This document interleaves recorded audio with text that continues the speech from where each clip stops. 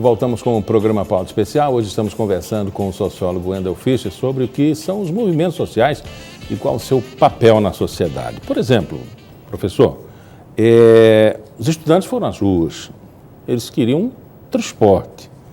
Os empresários que estavam fazendo esse serviço não receberam dinheiro, o governo atrasou e os estudantes foram à rua e a polícia usou da força. Isso é lamentável.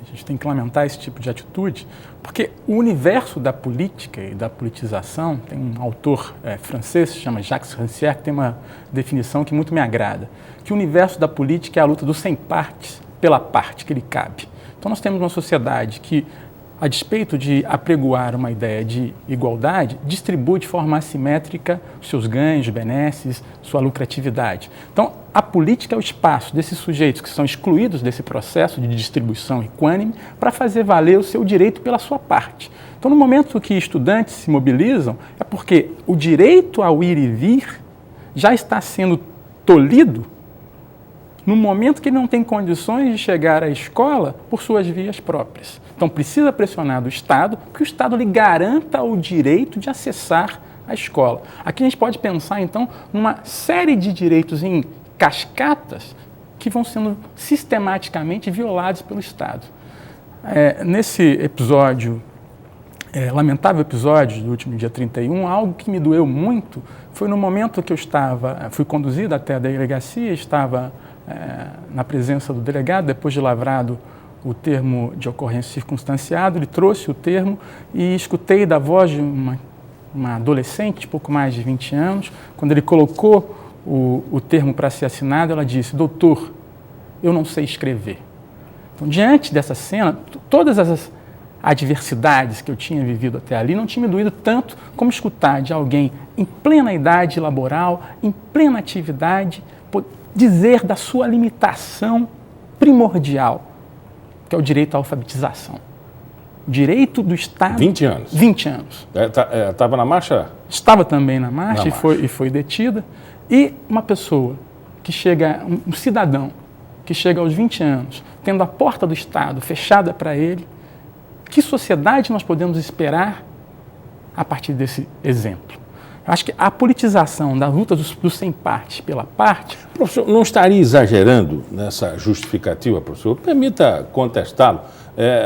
Esse exemplo pode ser uma tipificação de uma pessoa desinteressada, pode ser a tipificação de uma pessoa que nunca quis estudar e que estava ali por acaso, sei lá, eu não sei, nem se identificando com o movimento como a gente vê em inúmeros outros movimentos. Gostaria que assim o fosse, mas infelizmente se a gente olha um pouco para os dados de alfabetização e de desigualdade social no estado alagoano, a gente vai ver uma realidade que nos choca e que nos constrange, porque nós estamos diante de dados muito cruéis, sobretudo nas faixas mais de baixo ingresso da sociedade alagoana. Então, infelizmente, a gente não pode tratar esse fato como um fato isolado e circunstancial. Ele expressa uma falência múltipla de certos aparatos do Estado, que precisam dar vazão e precisam acolher certas demandas que até então têm sido tornadas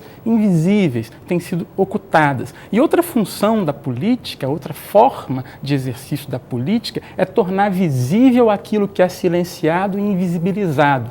A política é o espaço da esfera pública que traz à tona objetos, formas de manifestação que anteriormente estavam silenciadas e que se afloram na medida que sujeitos se organizam politicamente e passam a expressar as suas demandas e seus descontentamentos com a realidade que os oprime, que os constrange, que os criminaliza e que muitas vezes os mata.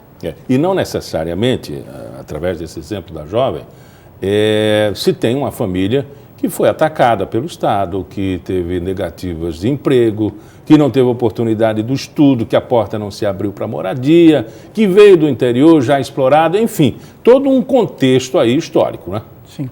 Isso é interessante, que me ocorreu um outro exemplo, durante uma pesquisa realizada, estou desenvolvendo uma pesquisa aqui no estado de Alagoas, com financiamento do Conselho Nacional de Desenvolvimento Científico e Tecnológico, que tenta compreender os conflitos fundiários, as lutas territoriais, que é também uma expressão política daqueles que lutam pela sua parte, fazendo uma remissão de novo à ideia cara ao pensamento do Rancière. Essa luta daqueles sem a parte, que remonta, se a gente quiser, ao período cismarial, às donações territoriais, é uma luta que, muitas vezes, a entrega a esta luta é uma entrega do nada a perder, do nada a renunciar.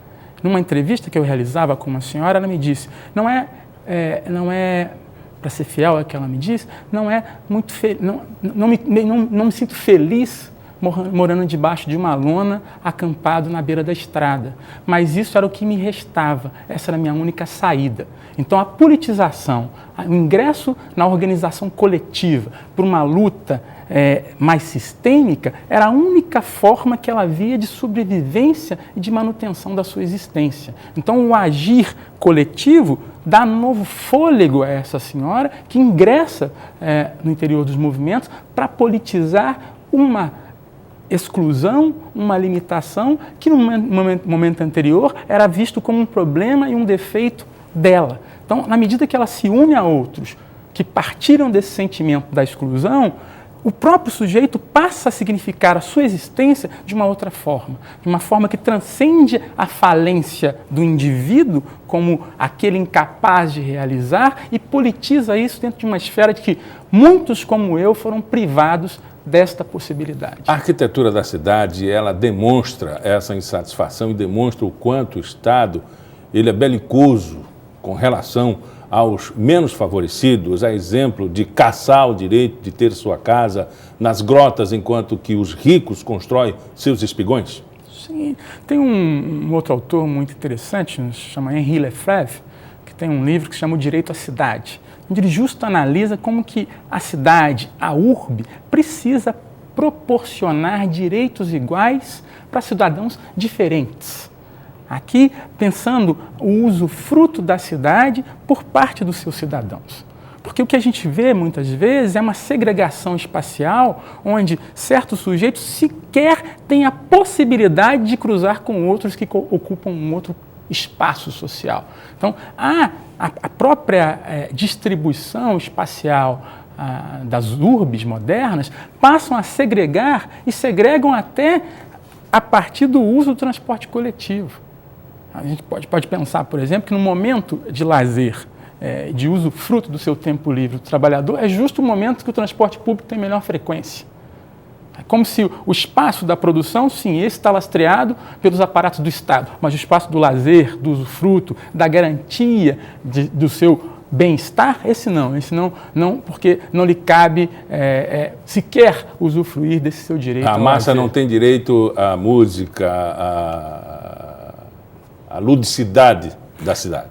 Exatamente. E surgem também movimentos que passam a tentar minimizar essas deficiências, fazendo com que os próprios espaços da periferia sejam espaços também da ludicidade, do lazer, da entrega, muitas vezes solidária, de artistas que executam a sua atividade nas periferias justo por tentar romper com essas limitações da própria configuração da cidade.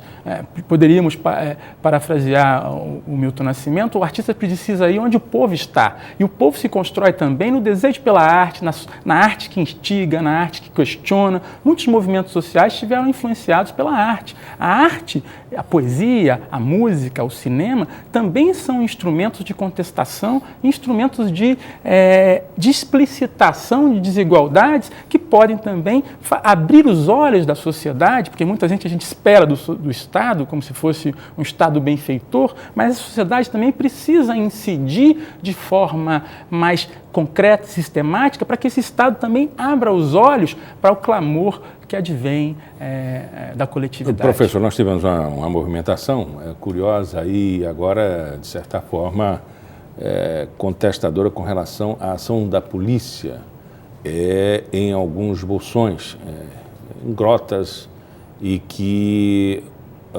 houve uma necessidade de socorrer um suposto traficante que entrou em atrito com a polícia. Ele terminou morrendo e 4 policiais feridos no acidente. Ele foi ferido a bala, os outros feridos pelo acidente. E a população foi às ruas, né? E o secretário foi até ao local e houve, claro, uma discussão de posicionamentos.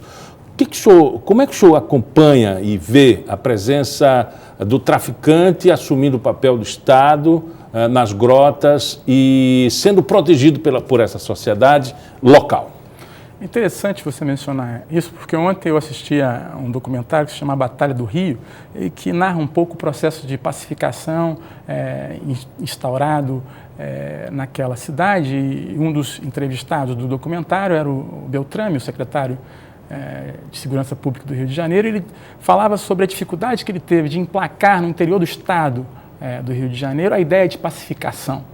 E nesse mesmo documentário, um traficante que outrora era líder do Comando Vermelho e que manejava todo o aparato institucional do Comando Vermelho no interior do Rio de Janeiro e agora trabalha em parceria com uma organização social de um conhecido morro carioca, ele mencionava como que nos anos 80 se construía essa imagem do traficante benfeitor, o Robin Hood brasileiro no interior das grotas, das favelas. Mas isso é algo que se perdeu.